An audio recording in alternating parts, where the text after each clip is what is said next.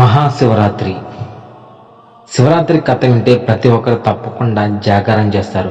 హిందువులు జరుపుకునే పవిత్రమైన పండుగల్లో మహాశివరాత్రి ఒకటి.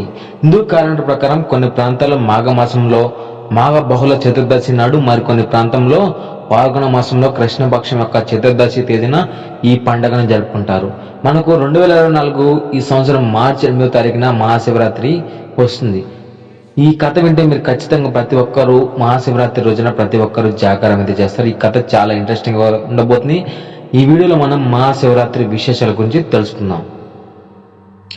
మహాశివరాత్రి పండుగ వస్తుంది. ఈ రోజున ముక్కోటి దేవతలు సనాతనైన శివుణ్ణి భక్తి శ్రద్ధలతో ఆరాధిస్తే కోరిన కోరికలన్నీ తీరుస్తాడని భక్తులందరి నమ్మకం. మహాశివరాత్రి రోజున జ్యోతిర్మయ రూపంలో ఒక మహాలింగ రూపంలో శివుడు ఉద్భవించాడని చాలా మంది నమ్ముతారు.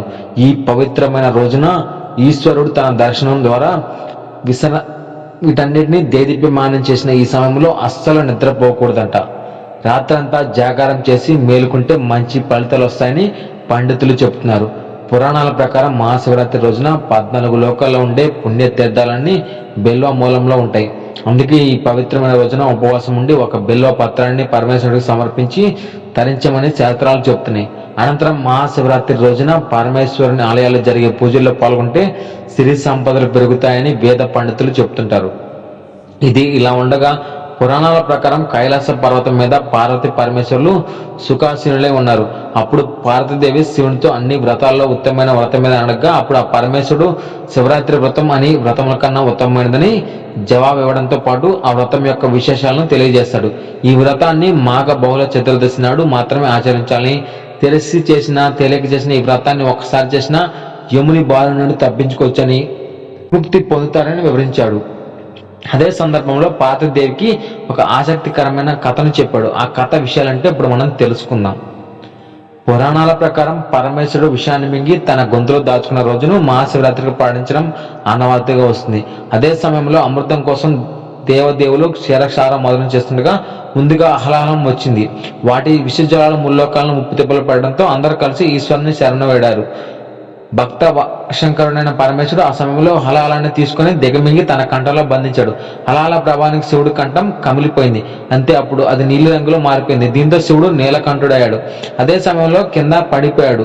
అప్పుడు పార్వతీదేవి తన భర్త తలలో ఒడిలో తీసుకుని దుఃఖిస్తుంటే అందరూ శోక సుందరంలో మునిగిపోయారు. అప్పుడు శివుడు మెలకులో వచ్చేంత వరకు జాగరణ చేశారు. నాటి నుండి భక్తి శ్రద్ధలతో శివుని పూజించి జాగరణ చేయడం ఆనవాయితీగా వస్తుంది. ఒకప్పుడు పర్వత ప్రాంతంలో హింస చేసే వ్యాధుడు ఒకడు ఉండేవాడు. అతను ప్రతిరోజు ఉదయం వేళలో అడవికి వేటకి వెళ్లి సాయంకాలంలోపు ఏదో ఒక జంతువుని ఖచ్చితంగా వధించి ఇంటికి తెచ్చాడు. అలా ప్రతిరోజు తనతో పాటు తన కుటుంబం యొక్క కడుపు నింపేవాడు. ప్రతిరోజు అడవికి వేట నిమిత్తం వెళ్లి అతనికి ఒకరోజు ఉదయం నుండి సాయంత్రం వరకు ఎంత వెతికినా ఏ జంతువు కనపడదు. దీంతో ఆ రోజు సమయం బాగాలేదనుకుని కాలి చేతులతోనే ఇంటికి తిరుగుమోగం పడ్డాడు. అయితే అలా ఇంటికి బయలుదేరిన అతనికి దారిలో ఒక ఆలోచన వచ్చింది. అక్కడే ఓ వాగు కనిపించింది. అక్కడ నీరు తాగేందుకు జంతువులు ఖచ్చితంగా వస్తాయని భావించాడు.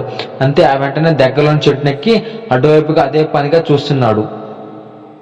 తన చూపులకు అడ్డంగా వచ్చిన ఆకులను కాయలను విరిచి కింద పడేశాడు. అప్పుడు చలిగాలిలో విపరీతంగా వీస్తున్నాయి. ఆ సమయంలో శివశివ అంటూ గజగజ వణుకుతూ విల్లు ఎక్కుపెట్టి జంతువుల కోసం ఎదురు చూశాడు. అయితే అలా ఎదురు చూస్తున్న అతనికి తెల్లవారుజామున ఓ లేడీ కనిపించింది.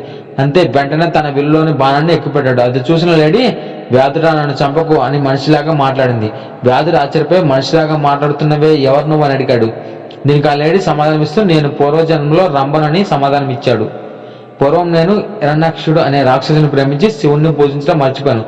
దీంతో ఆ పరమేశ్వరుడు నా పైన కోపంతో కామకుత్రయ్యన నీవు ప్రియుడు జింకలుగా 12 ఏళ్ళుగా గడిపి ఒక వ్యాధుడు బాణంతో చంపనుండగా శాపముక్తులైదురని చెప్పాడు. ఇప్పుడు నేను గర్భిణి అవధ్యను కనుక నన్ను వదిలే, మరొక జింక ఇక్కడికి వస్తుంది. అది బాగా బలిసింది కాబట్టి దాన్ని నువ్వు చంపుకో.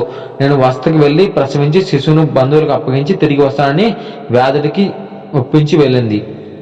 మరొక జింక కొద్దిసేపు తర్వాత రావడంతో వ్యాధులు సంతోషంగా విల్లు ఎక్కుపెట్టి బాణం విడిచే సమయంలో ఆ జింక కూడా అచ్చం మనిషిలాగా, ఓ వ్యాధురా, నేను విరహంతో ఉన్నాను.